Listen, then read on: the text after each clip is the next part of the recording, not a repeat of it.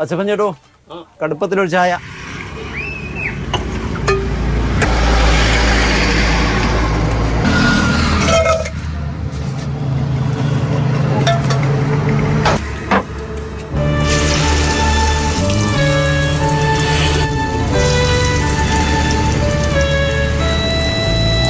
ഒരു ചായ ഉണ്ടാക്കിയ കഥയല്ല. 2ാം ക്ലാസ്സിൽ പഠനം കഴിഞ്ഞപ്പോൾ പിതാവിനെ സഹായിക്കാൻ തുടങ്ങിയ ചായ കച്ചവടം ഇന്നും തുടരുന്നതിൻ്റെ കഥയാണ്. ഒപ്പം ആ ചായ ജീവിതത്തിൽ നൽകിയ സംതൃപ്തിയുടെ കഥയാണ്. ചായക്കടയെന്ന് പറയാനാകുമോ എന്നറിയില്ല. അത്രയും ചെറിയ, ഇടിഞ്ഞു പൊളിഞ്ഞു തുടങ്ങിയ ഒരിടം. പക്ഷെ ഓരോ ചായയും ചെറുകടിയും അച്ചപ്പൻ്റെ സ്വപ്നങ്ങൾക്ക് നിധിയായി. മക്കളെ പഠിപ്പിച്ചു. ഒരാൾ വിദേശത്ത്, നാട്ടിലുള്ളയാൾ പിതാവിൻ്റെ ഈ കടയിൽ വന്ന് സഹായിക്കാൻ ഇപ്പോഴും തയ്യാർ. മകൻ്റെ പങ്കാളിത്തത്തിൽ ബാർ ഹോട്ടൽ തുടങ്ങിയെങ്കിലും അച്ചപ്പൻ പഴയ ചായത്തട്ട് വിട്ടിട്ടില്ല. ഒരു അണാ പൈസയ്ക്ക് ചായ വിറ്റ് തുടങ്ങിയതാണ്. 2ാം ക്ലാസ്സിൽ പഠനം കഴിഞ്ഞ്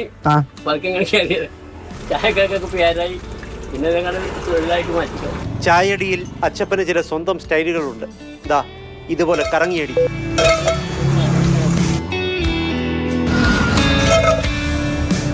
ഒരു ചായ കുടിച്ചില്ലെങ്കിൽ സുഖം ഉണ്ടായില്ല. സുഖം കിട്ടണമെങ്കിൽ ഉറക്കം ഒക്കെ പാടണമെങ്കിൽ ഇവിടെ പറഞ്ഞു. ചായയുടെ വിജയവും മക്കളുടെ അധ്വാനവും എല്ലാം ചേർന്നപ്പോൾ ദാ അച്ചപ്പൻ ചേട്ടന്റെ വീട് ഇതാണ്. ഈ വീട്ടിലെ കാരണവരാണോ ഈ ചായക്കട ഉടമയെന്ന് ചോദിച്ചാൽ അച്ചപ്പൻ പറയും, ചായ അടിക്കാൻ ആരോഗ്യമുള്ള നാൾ വരെ ഈ കട ഇവിടെ ഉണ്ടാക്കുമെന്ന്. സാധിക്കുന്നവര് ആരോഗ്യമൊക്കെ പിന്നെ പ്രാർത്ഥന രോഗിയായി കിടക്കാൻ വന്ന വഴി മറക്കാതിരിക്കാനുള്ള ഒരു ഓർമ്മക്കുറിപ്പ് കൂടിയല്ലേ. അപ്പൊ ഇതില്ലെങ്കിലും അവർക്ക് ജീവിക്കാം. പക്ഷെ അതല്ലല്ല, അവര് വളർന്നു വന്ന സാഹചര്യം ഇതിലിന്ന്. അപ്പൊ അത് മറന്നു പോരും. അതാണ് എന്റെ ഉദ്ദേശം. കുറച്ചുനാൾ മുൻപ് ഭാര്യ വിട പറഞ്ഞു. അതാണ് അച്ചപ്പൻ ചേട്ടന്റെ സങ്കടം.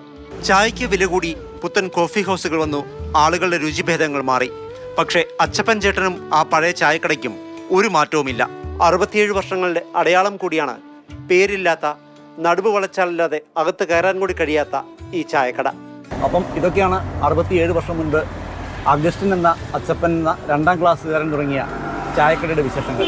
ചായക്കടയുടെ രൂപത്തിന് മാത്രം വലിയ മാറ്റമൊന്നുമില്ല. പക്ഷേ അച്ചപ്പൻ ചേട്ടൻ്റെ ജീവിതം എന്തായിരുന്നാലും മധുരിക്കുന്നതാണ്. സുജോയ് എഡ്വേർഡിനൊപ്പം പ്രദീപ് ജോസഫ്, മാതൃഭൂമി ന്യൂസ്, കൊച്ചി. പ്രദീപ് ജോസഫ് നമുക്കൊപ്പമുണ്ട്. പ്രദീപേട്ട, ഇതിൽ ഒരു കൗതുകം തോന്നിയത് ഇപ്പോഴും മകൻ വേണമെങ്കിൽ സഹായിക്കാൻ റെഡിയാണ്, വരാറുണ്ടെന്നാണ്. ഇപ്പോൾ സാധാരണ ഇതിൽ അറിയാലോ, മക്കളൊക്കെ മെച്ചപ്പെട്ട് കഴിയുമ്പോൾ ഒന്നുമില്ലെങ്കിൽ സ്നേഹം കൊണ്ട് അച്ഛനമാരെ വീട്ടിലിരുത്തും, ഇനി ജോലിക്കൊന്നും പോകണ്ടെന്ന് പറയും. ചിലർ ഇനി നമ്മൾ ഇത്രയ്ക്കായി, ഇനി ഈ ജോലിയൊക്കെ ചെയ്യുന്ന മോശമാണ് എന്ന് പറയുന്ന വിഭാഗമുണ്ട്. ഇപ്പോൾ 2 തരത്തിലൊക്കെയാണ് ആളുകൾ. പക്ഷേ ഇവർ എന്തായാലും അച്ഛൻ്റെ സന്തോഷത്തിന് ആ ജോലി ചെയ്യാൻ വിടുന്നു, അതിനൊപ്പം സഹായിക്കാനും തയ്യാറാകുന്നു. എന്തായാലും അച്ചപ്പൻ ചേട്ടൻ നല്ല ഹാപ്പിയായി, അടിപൊളിയായി നാട്ടുകാർക്ക് ചായയൊക്കെ വിളമ്പി ജീവിക്കുന്നല്ലേ? അതെ അതെ, തീർച്ചയായും. ഏതാണ്ടൊരു 2ാം ക്ലാസ്സിൽ പഠിച്ചു കഴിയുമ്പോഴെന്ന് പറയുമ്പോൾ ഒരു 8 വയസ്സ്. ആ ഒരു 8ാം വയസ്സിൽ അദ്ദേഹത്തിൻ്റെ പിതാവിൻ്റെ ഒപ്പം ചായ കച്ചവടത്തിലേക്ക് ഇറങ്ങിയതാണ് അച്ചപ്പൻ ചേട്ടൻ. അദ്ദേഹത്തിൻ്റെ പേര് അപ്പച്ചൻ ചേട്ടൻ എന്നല്ല, അച്ചപ്പൻ ചേട്ടൻ എന്ന് തന്നെയാണ്. അഗസ്റ്റിൻ എന്നാണ് ഔദ്യോഗിക പേര്. പക്ഷേ കുഞ്ഞുനാൾ മുതലേ അച്ചപ്പൻ എന്നാണ് അറിയപ്പെടുന്നത്.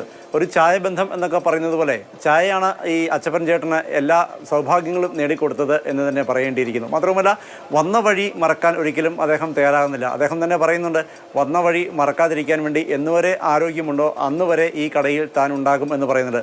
മക്കളെ പഠിപ്പിച്ചു. അതാണ് അദ്ദേഹത്തിൻ്റെ ജീവിതത്തിലെ ഏറ്റവും വിജയകരമായൊരു കാര്യം എന്ന് പറയുന്നത്.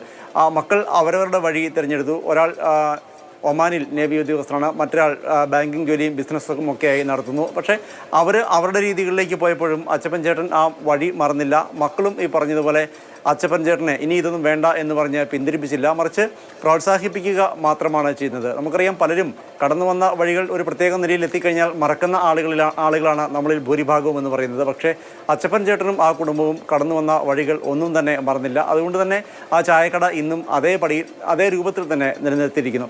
ദൃശ്യങ്ങളിൽ വ്യക്തമാണല്ലോ. അതിനകത്തേക്കൊന്ന് കടക്കണമെങ്കിൽ തന്നെ കുനിഞ്ഞു മാത്രമേ നമുക്ക് കയറാനാവൂ. പക്ഷേ അച്ചപ്പൻ ചേട്ടൻ്റെ കടയിൽ സ്ഥിരം ചായ കുടിക്കാറുണ്ട്. അവരുടെ ചായ കുടിച്ച് വർത്തമാനങ്ങൾ പറഞ്ഞ് പലഹാരങ്ങളൊക്കെ പങ്കിട്ട് ഏറെ നേരം ഇരുന്ന് കടന്നു പോകുന്നു. ഈ കുമ്പളങ്ങി എന്ന് പറയുന്നത് തോപ്പുംപടിക്ക് അടുത്തുള്ള ഒരു സ്ഥലമാണ്. ധാരാളം ടൂറിസ്റ്റുകളൊക്കെ എത്തുന്ന ഒരു സ്ഥലമാണ്.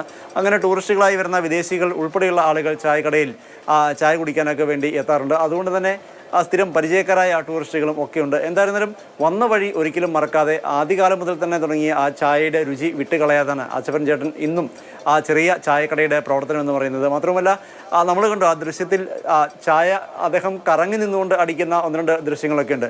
അത് അദ്ദേഹത്തിൻ്റെ മാത്രം സവിശേഷതയാണ്. പല ആളുകളും അത് ഇഷ്ടപ്പെടുന്നതൊക്കെയുണ്ട്. മുൻപ് പറഞ്ഞതുപോലെ വന്ന വഴി മറക്കാതിരിക്കാൻ മറ്റുള്ളവർക്ക് ഒരു പ്രോത്സാഹനവും പ്രചോദനവും ഒക്കെയായി. ഒപ്പം സ്വപ്നങ്ങൾ ഉണ്ടെങ്കിൽ, തീവ്രമായ സ്വപ്നങ്ങളാണെങ്കിൽ ആ സ്വപ്നം സാക്ഷാത്കരിക്കാൻ ലോകം മുഴുവൻ നിങ്ങൾക്കൊപ്പം നിൽക്കും എന്ന് പറഞ്ഞ പൗലോ കോയ്ലോയുടെ വാക്കുകൾ പോലെ അച്ചപ്പൻ ചേട്ടനും ഏതായാലും തീവ്രമായ സ്വപ്നങ്ങളുണ്ടായിരുന്നു. കഠിനാധ്വാനത്തിലൂടെ ആ സ്വപ്നങ്ങൾ അദ്ദേഹം സഫലീകരിക്കുകയും ചെയ്തിരിക്കുന്നു. വന്ന വഴി മറക്കാതിരിക്കുകയും ചെയ്യുന്നു. എന്തായാലും നല്ല കടുപ്പത്തിൽ ചായ ഇട്ടല്ലേ അച്ചപ്പൻ ചേട്ടൻ്റെ ചായക്കട നന്നായി പോകട്ടെ, മക്കളൊക്കെ സന്തോഷമായി എല്ലാവരും ഇരിക്കട്ടെ എന്ന പ്രതീക്ഷ. ശരി പ്രതിഭ.